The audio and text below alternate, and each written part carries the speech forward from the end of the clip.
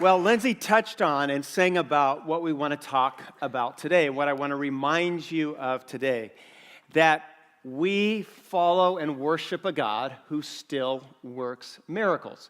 We started this series last week that we've titled Unexpected, and we're in John chapter 2 today, so you can turn there. But I want to look at how around every corner with Jesus, as you go through the Gospels, as you turn every page of the Gospels, especially in the book of John that we'll be going through over the next few months, we see something unexpected. And so in John chapter 2, we see Jesus' first miracle. It's the first time that he lets his divinity leak out. So follow along as I read about a moment at a wedding, a supernatural moment at a wedding. On the third day, a wedding took place in Cana in Galilee. Jesus' mother was there.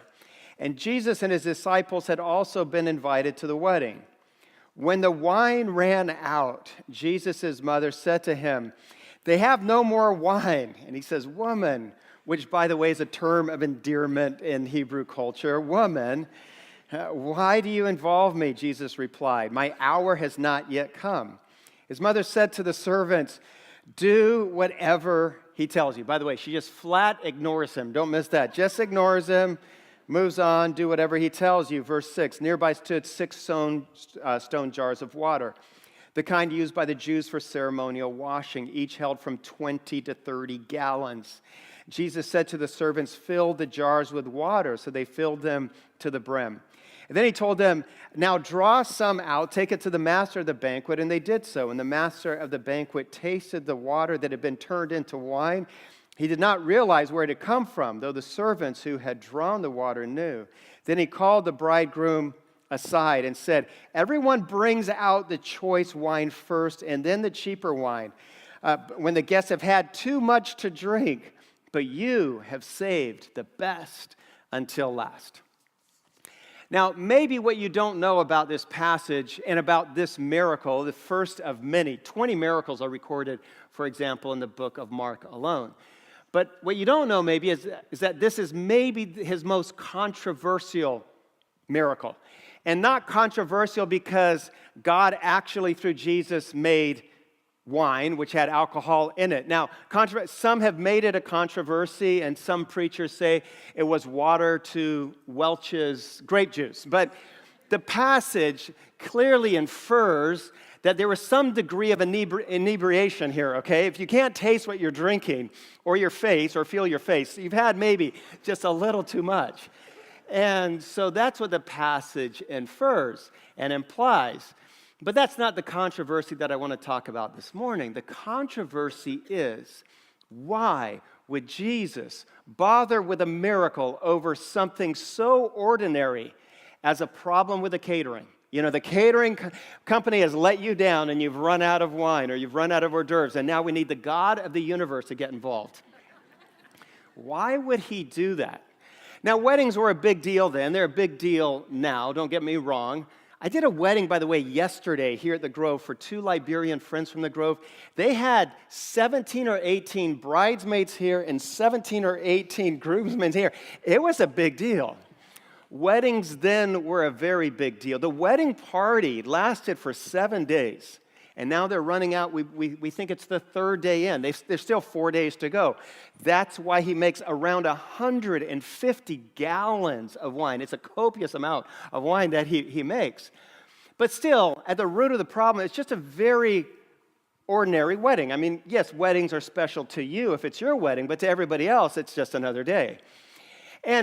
But I think maybe that's the best part of this, is that it's a great reminder that we still worship a God who divinely gets involved in our lives, gets involved in our living rooms and in our families, in our businesses and in our offices and in our marriages, in our friendships, and he still does something supernatural today. So I have a key idea. I have it on the screen here. It's in your handout. Let me read it. If you really believe in a supernatural God who loves you, then you must be open to the possibility that he can still work miracles in your life. So bring to God the most impossible situation that you face right now. And I say that he does something supernatural because here's the thing. We're here today because you believe in God, because you believe in Jesus Christ. If you believe that Jesus was born of a virgin, and if you believe that he died and rose from the dead, then already you believe in miracles. What I want to remind you of today is that he does miracles in the most ordinary, pedestrian situations. I think that's the best part of this miracle. So let's go back to John chapter 2, and I want to point out a few things from this passage. The first is in verse 3, and we read this. When the wine ran out, Jesus' mother said to him, "They have no more wine." Now, when you read this, you go, well, it's not really a question, is it? She makes a statement. But there are some statements that mothers make that sons know it's not a statement, it's actually a question, actually a command. So it's like, the lawn has not been mowed. When your mom tells you that, there's no more questions. You go mow the lawn. I mean, that's what's happening. Well, he does it. He starts to argue with her. I don't believe she twisted an ear or anything, but he goes to work. But we read here that when the wine ran out, and maybe today you feel all out, like life has run out. When you're all out of whatever it is, ask for a miracle. I think that's when we ask. I think one of the best parts of this miracle is a realization that Jesus may have done nothing at this wedding if his mother had not asked. I don't know if you in your life, maybe it's right now, you feel like you're out of something. When you run out of something, you feel desperate. When I helped to start this church about 12 years ago, I had a really good friend. I moved from the Bay Area to Henderson, Nevada, which is a suburb of Las Vegas. And he and I were in the two fastest growing communities in the country, Chandler and Henderson. And we both were starting churches in schools. And side note, maybe you haven't heard this, but 85% of church plants that start in schools, 85%, fail, all right? So we're both in a failing business. And so he calls me one Monday after his meeting in the school, and he said, "Palmer, I've got to tell you something that just happened. It's so exciting." He said, "It's been a crazy day." I said, "Well, what happened?" He said, "Well, after yesterday's offering was so dismal," he said, "I didn't have enough money to pay my staff." And so I called them all into the office, and I said, "Hey, thank you for giving it the old college try." He had gotten a bunch of college students to move from the Bay Area with him. He says, "But we can't make it anymore. I can't make payroll. There's not enough money anymore." He said, "So I need all of you to go out and find a job. Become a barista at Starbucks, blackjack dealer." He didn't actually say that. It just makes the story better. And whatever God called, you needed something because there's no more money here. And so as he's giving this inspiring talk, his assistant is opening the mail from the day. And he said that just as he finishes telling them to all get jobs, she says, "Hey, Brett, you might want to look at this." And so she hands him an envelope, and he opens it up, and he pulls out a check. And it's a check for $15,000. And in the church planting business, that'll last like 3 or 4 months. I mean, that's enough to keep the whole thing going for a long time. So he turned to everyone, he said, "Meeting's over, get back to work." All right, that's it.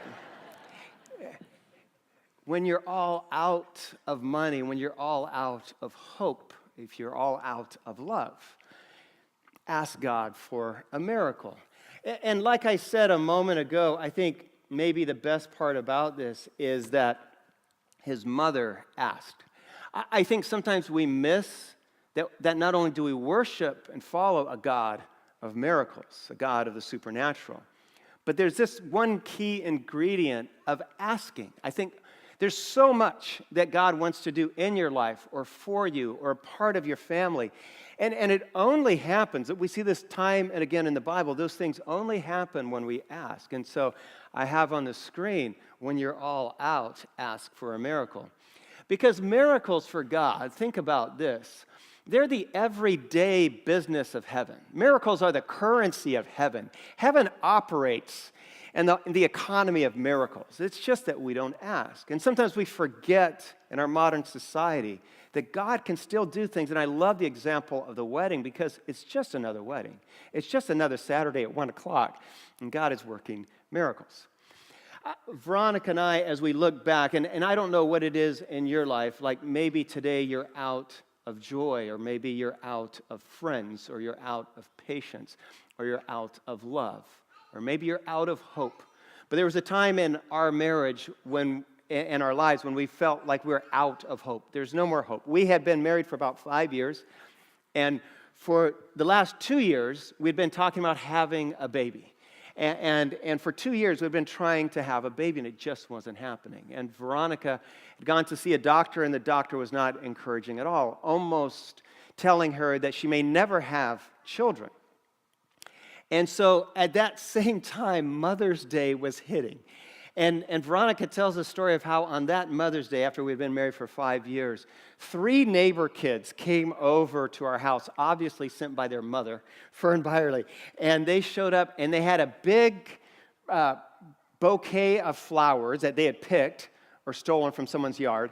And they had a large handmade card, and the card said, "Happy Mother's Day."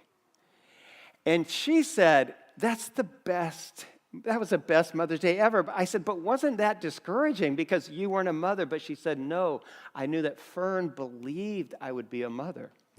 Fern, you see, had known that she wanted to be a mother, and Fern had started to pray. And then my mother, she said, had started to pray. Can I just say this right now?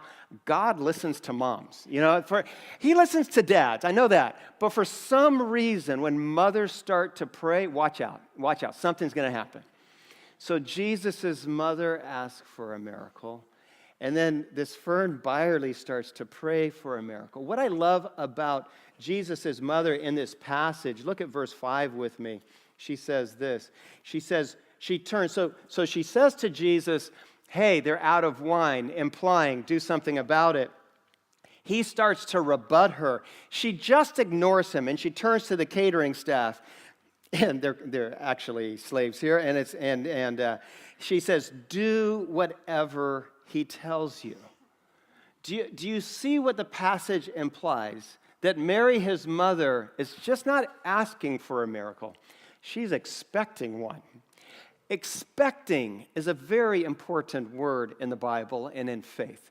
Because I want to encourage you today to not just pray for a miracle and ask for a miracle, but to expect one. It's part of our challenge as Christians following a God who can actually do it. When you're all out, ask, expect a miracle. All right, moving down to verse 7. In verse 7, I want to read just 3 words that Jesus says here. He says, fill the jars.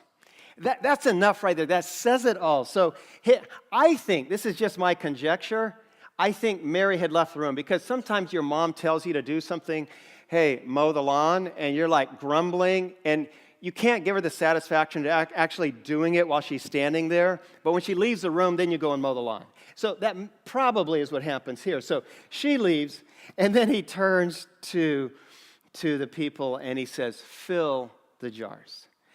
And I love what it implies. It implies that you and I have a role in the miracles. We have something that we have to do. We have something that we are called to do.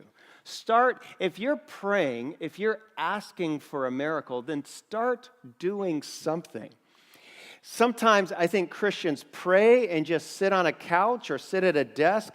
But I want to say pray and start doing something. There's a principle that comes out of the Old Testament. I've heard it called the principle of the first step. And it really comes from Joshua chapter 3. In Joshua chapter 3, you know the passage well. The people of Israel want to enter Canaan, but the Jordan is rushing. It's at flood stage. It's called the descender. The river has a lot of force. And God says to Joshua, tell the priests who carry the ark to step into the Jordan. When they step into the Jordan, I'll stop it. In other words, don't stand there and yell at it. Don't stand there and hit it with a stick. Or don't simply stand there and pray. Prayer is important, but at some point, I want everybody to take action and to move. It's a principle of the first step. I received an email, actually it was to Paul Gunther and me about 2 weeks ago from a woman at our church named Jeannie. And Jeannie wrote this, and I asked her if I could share it. She's out of town, or I might have asked her up here on stage. She wrote us, I wanted to let you know that I gave my notice of resignation yesterday to the CEO of my company. After 30 years in the commercial real estate industry and over 17 years in my current role as an executive, I will be leaving in February, that's right now, to go join Exodus Road. And then when you keep reading, she says, I got this on a Tuesday. She says, I'm leaving for Thailand on Thursday. I see her every week. She never said I'm going to Thailand. She just quit her job and got on a plane that week and went to Thailand to work with Exodus Road. Exodus Road is in the business of rescuing girls and young women who are being sexually exploited in Thailand and all over Southeast Asia and in Phoenix. And actually, Jeannie quit her job so that she could be their Phoenix West Coast representative, officing from the Grove, by the way, for Exodus Road, stopping the sexual trade of girls and young women here. So as I read that, and then she keeps going, she says, unfortunately, when I quit my job, I've been a partner, but since I'm short of the 20-year mark, I won't receive my partner payout. But then the last paragraph, she tells me, I say, oh, that's a big bummer. And then the last paragraph, she says, but the partners got together this week, and they've decided to give me my payout anyway. How do you like that? We can applaud that. I'll tell Jeannie that you guys applaud it. It's the principle of the first step. She didn't know where the money would come from when she gave her resignation, but she did. I usually tell at least men that I talk to and anyone that I ask, I say, don't quit your job. They tell me they hate their job. Don't quit till you have another one. Get another one first. But the principle of the first step says, no, take the first step in faith. All right, so we go back. He says, fill the jars. Let's keep reading in verse 7. The next thing we read in verse 7 is this. They filled the jars. So these are the people. They filled the jars to the brim. So the jars had been almost empty, and then they filled them to the brim. And I have this thought on the screen. He fills what is empty in our lives. So he tells them to fill the jars to the brim. And then he says, pour some out, take it in a pitcher, or take it in some kind of goblet to the master of ceremonies. And they take it to the master of ceremonies, and his response is classic because wine from heaven is going to taste pretty good, and it hits him. And we read this. Everyone brings out the choice wine first, and then the cheaper wine after the guests have had too much to drink. But you have saved the best till last. You know, do you hear what he's saying? He says, usually the groom brings out the Dom Perignon, and everyone has enough Dom Perignon, like I said, till they can't feel their face. And then you bring out the Boone Farms with a screw top. Not that I've actually had some, but I had friends in high school that would buy it. It's cheap. They would fall into some kind of diabetic coma from all the sugar, but they thought it was doing something. But you bring that out last, but not from heaven. Heaven waits and gives you the very best last. And I think it's a beautiful part of not just this story, but our story. Yes, he fills empty jugs to the brim with the best, but he can fill empty lives with the best. And maybe there's a hollowness in your soul today. Maybe you're feeling empty because someone who you love has not returned the love. Or maybe you feel empty because you lost someone that you love. Or maybe you feel empty because you've been struggling with a depression or a grief and you hurt on the inside. And I want to remind you that God, the Bible keeps telling us that there's a void in our soul, in the human soul, that only God can fill. And I'll go back to the story I was telling about Veronica and me. We had felt empty for almost 3 years because we couldn't have a baby. And then after that after that Mother's Day, when the kids brought the card and said, Happy Mother's Day, exactly almost a year later, she had our first son. And then about 2 years later, she had another son. And then about 2 years later, she became pregnant with another son. And then we had our fourth son. By the way, we tried to have a girl. I'm just going to throw that out there. I don't have a whole lot of control over what went wrong, but we tried. We have a daughter-in-law now, so that's been there. And I remember after two, and one was on the way. We're living in Chicago, and I had a friend come visit from California. He was still single, and he sees her holding a baby in diapers. We have another toddler in diapers, and she's like 7 months along out to here. And he looked at her and he says, "Man, you're a baby-making machine." That's what he said. Single guys, can I just say this? Don't say to expecting moms, "You're a baby-making machine." I don't know what it means, but it just didn't come out right. But now she looks back on it and she goes, I'm thrilled because not only could we not have a child for years, but now she's a baby-making machine. Are you kidding me? Spending 4 sons, one after another. God saves the very best. Not only does he fill us, but he fills us with the best. All right, let's keep reading in our passage, and we get to verse 11 at the very end. And I have this thought that our God is still in the miracle working business. So believe. Verse 11, we read these words. What Jesus did here in Cana of Galilee was the first of the signs. By the way, can I just say that John never uses the word miracle in the book of John? He always says signs. It's a sign that God is among us. It's a sign that God is among us working miracles, and it's a reminder, it's a sign to you and me that God is still among us working miracles. So he says, it was the first sign through which he revealed his glory, and his disciples believed. So if you have a God that's working miracles, can I say, believe, and believe that he can still work a miracle today. That's where we've been heading with all of this. And I don't know if it's ever happened to you. Have you ever had a moment in your life when it hit you, hey, I'm in the middle of a miracle. Something supernatural is happening right now, and you want to put it in a bottle. You want to put it in a time capsule and save it because those moments still happen. They've happened in my life. I know they've happened in your life. Sometimes we miss them. When I think about supernatural miracle moments over the last few years, most of them have something to do with the Grove. I know that. Over the last 10 or 12 years. Maybe you've heard me tell the Grove story, but the Grove story is a miracle story. I'll start by saying it's a miracle that you're sitting here right now. Because we started meeting in Santan K8 and on August when they just finished the construction of the school. And in October, so we've been going for 3 months. In October, our attendance went from like 150. That's counting every man, woman, child, baby, expecting baby. All of them were counted.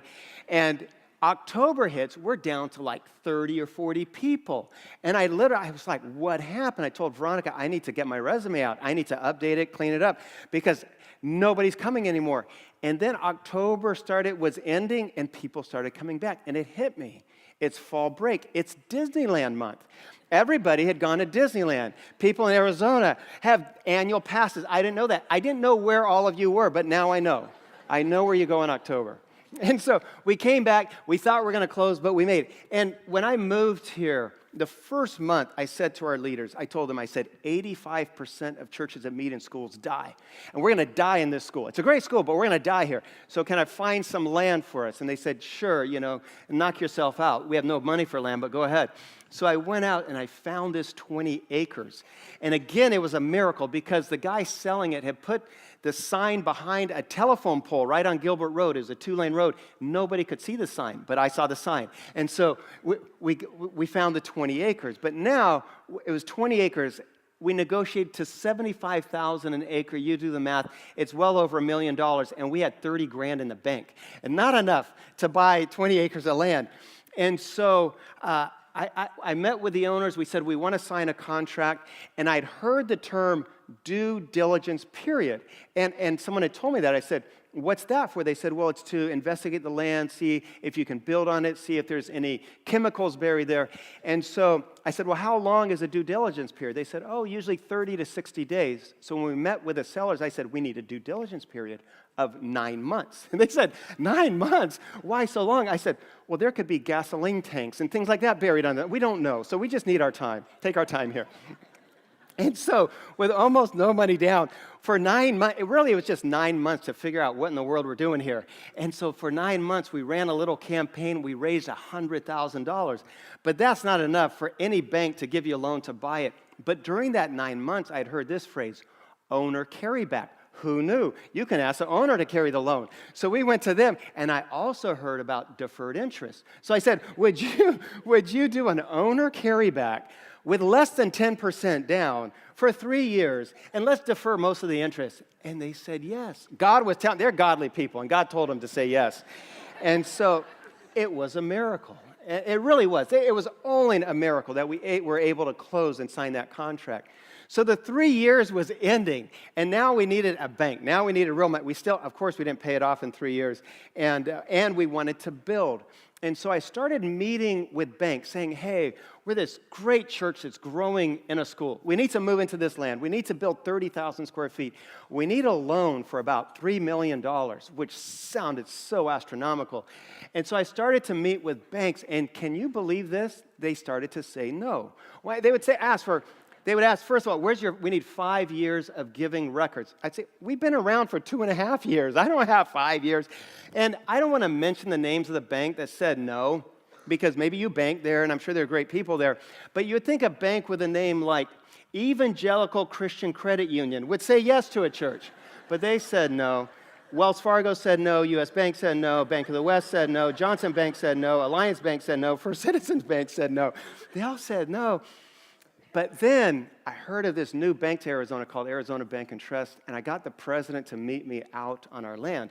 It actually wasn't our land. It was still owned by the owners because it was an owner carryback. But I said, this is our land, 20 acres. And I said, look around, and there's American flags all out in the distance. I told him, I counted over 30 subdivisions in a 5-mile radius. He goes, oh, I didn't know that. He said, my office is up in Scottsdale. I said, yeah, and there's a freeway going in right down there, and even a big shopping center. He said, really? I said, yes, it's the fastest growing community in the nation. He said, really? I said, something's happening here, and you need to be a part. And he said, yeah, we do. And he gave us the loan. And then he built a branch a quarter. We can applaud God on that. And he liked it so much, they literally built a branch a quarter of a mile down Gilbert Road. And it took a miracle. And so each time I would go through those moments, it'd be a reminder that God was a part of that. And here's the thing, God doesn't just do that for churches. He does that in our lives. And God is still in the miracle working business. And so I want to end this morning by saying, give him your most impossible request. Give him the most impossible challenge. 150 gallons of wine was big, but he can do things a lot bigger than that, I promise you. And I think we forget that our God can do the things that to us feel the most impossible. Maybe your marriage feels impossible, then ask for a miracle. Maybe your job situation feels impossible, then ask God for a miracle. Maybe your sickness feels impossible, then ask for a miracle. Maybe having a baby feels impossible. Ask for a miracle. Maybe falling in love and having someone fall in love with you feels impossible, then ask for a miracle. I want to end this morning by putting this start of a sentence on the screen. It would take a miracle. I think there's a lot of things in our lives that it would take a miracle for us to believe that it could actually happen. And today, I want to ask you to complete that sentence and ask God for a miracle. And then believe that he will actually do it. Maybe your sentence is, it would take a miracle for my son to end his addiction. Or maybe for you, it would take a miracle for my husband to love me again. Or it would take a miracle for my wife to love me again. Or it would take a miracle for me to find a job that I love. Or maybe it would take a miracle for my brother or for my sister to give their life to Jesus Christ. It would take a miracle for my coworker to believe that God is real and loves them. It would take a miracle. I don't know what miracle you need today, but I invite you to bring that request to the God of miracles. It's the business that he's in.